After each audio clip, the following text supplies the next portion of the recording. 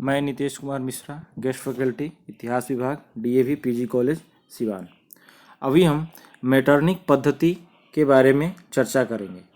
Metternich 1809 से 21 की अवधि में ऑस्ट्रिया के विदेश विभाग का प्रधान रहा और 1821 से 1846 के बीच ऑस्ट्रिया का चांसलर भी रहा।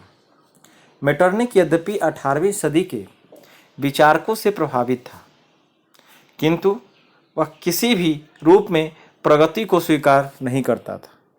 उसका सबसे महत्वपूर्ण सिद्धांत संतुलन का सिद्धांत था। वह मानता था कि यह संतुलन सभी क्षेत्रों में आवश्यक है, चाहे वह राजनीतिक हो, सामाजिक हो, अंतर्राष्ट्रीय संबंध हो, किसी भी तरह का संबंध हो।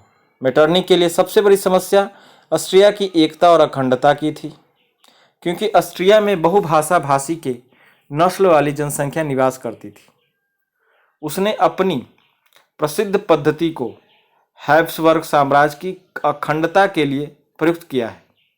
हालांकि ऑस्ट्रिया की एकता एवं अखंडता की समस्या एक संघात्मक ढांचे के द्वारा बहुत हद तक सुलझाई जा सकती थी, लेकिन मेटरनिक संघात्मक व्यवस्था से घृणा करता था, क्योंकि उसे भय था कि संघात्मक व्यवस्था की स्थापना के पश्चात ऑस्ट्रिया की जनता और भी अधिक संवैधानिक सुधार की मांग करेंगी। अतः उसने विभिन्न समुदायों के बीच की अनेकता का लाभ उठाना चाहा एवं इसी अनेकता को, जो फूट डालो एवं शासन करो की नीति पर आधारित थी, उसने अपनी गृह नीति बनाई।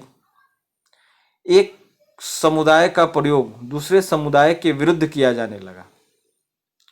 बोहेमिया में जर्मन रेजिमेंट भेज दिया जाना, लोम्बार्डी में हंगेरियन रेजिमेंट को भेज दिया जाना, इस दृष्टि से सोचा जा सकता है। इस तरह हम देखते हैं कि मेटरनिक ने समस्याओं को जन्म ही नहीं दिया, क्योंकि हैब्सबर्ग साम्राज्य में यह समस्याएं पहले से ही निर्मित थी, परंतु वह इस समस्याओं को दूर कर सकता था। लेकिन उसने उस समस्या के समाधान के लिए कोई भी उचित कदम नहीं उठाया। उसने इस अवसर को भी गवा दिया जो वो सुधार कर सकता था। मेटरनिक के पक्ष में अगर हम बातें करें तो यह उच्च कोटि का कूटनीतिज्ञ था। वह अंतर्राष्ट्रीय राजनीति का बहुत ही निपुण संचालक था। उसने ऑस्ट्रिया को यूरोपीय राजनीति में प्रतिष्ठित किया। यह मेटरनिक पद्धति का ही प्रभाव था कि 30 वर्षों तक यूरोप में शांति रही एवं इस शांति काल में यूरोप में शिक्षा एवं कला का व्यापक विस्तार भी हुआ। दूसरी तरफ लोगों में आस्था जगी एवं धर्म के प्रति एक बार फिर से रुझान बढ़ा। यह मेटरनिक के सबल पक्ष के रूप में हम देख सकते हैं। वहीं विपक्ष में अगर हम बात करें तो हम देखते हैं कि यह तथ्य निकल कर सामने आते हैं कि वह बहुत ही उचित प्रतीत होता है कि वह मूलभूत बातें यही, जैसे कि उसमें साहस की, शक्ति की, दृढ़ संकल्प की, गंभीरता की, दृष्टि की गहराई की कमी देखी गई है। वह सभी सृजनात्मक कार्यों को अविश्वास की दृष्टि से देखता था।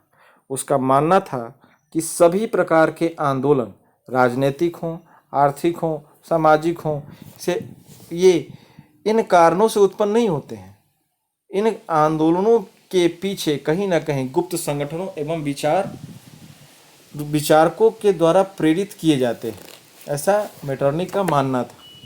राष्ट्रीय आत्मनिर्णय का सिद्धांत उसके लिए कुछ अर्थ नहीं रखता था। उसके विचार में व्यक्ति या तो बच्चे थे, नहीं तो वो नर्वस वुमेन थे।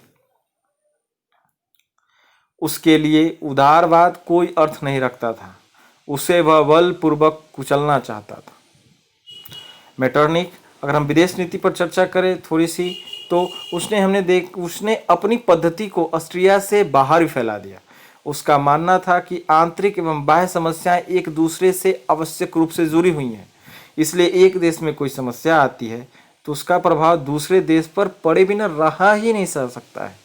अतः प्रत्येक देश को चाहिए कि वह दूसरे देश की आंतरिक गतिविधियों का निरीक्षण करे एवं जरूरत पड़ने पर उचित कदम उठाए।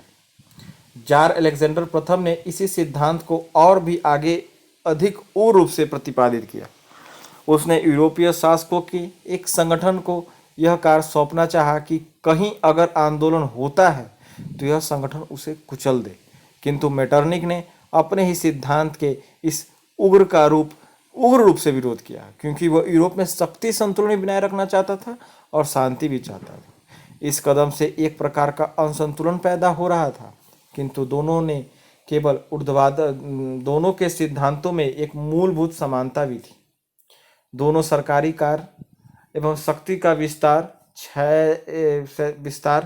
न केवल ऊर्ध्वाधर दिशा में देखना चाहते थे, वरन उसका विस्तार क्षैतिज रूप से भी देखना चाहते थे।